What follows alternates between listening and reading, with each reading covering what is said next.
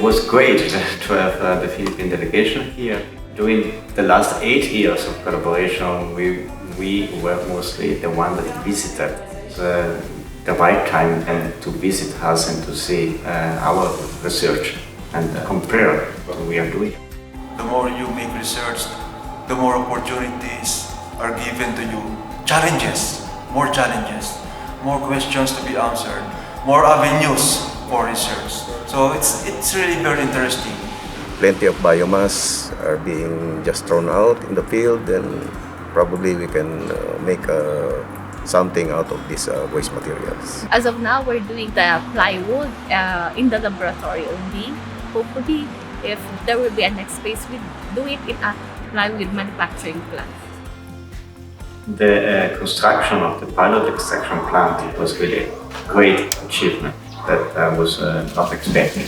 The bigger varieties of biomasses that we can use actually to extract the tannin was also exciting to really explore species that were never explored before. Tannin is the product that has many properties and could be used in different applications.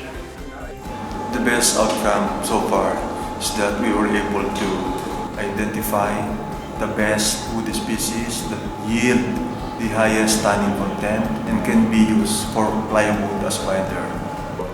This project has really an intrinsic value for the Harvard because it was really one of the few projects that really analyzed the full value chain of a product. The technology transfer that appeared through this collaboration is wonderful for me. Ideal case is that now we will find something really motivated to really bring the result that we achieve in the reality. We have to find an entrepreneur in the Philippines who would like to take the challenge to bring this project to the next level. The Pinoy Tannin project was a wonderful opportunity to create value from waste in the Philippines and create a new value chain which provides a new income for the low-income community. The next step will be a new project that tackles the many challenges that we encounter and create really an industrial scale extraction industry in the Philippines.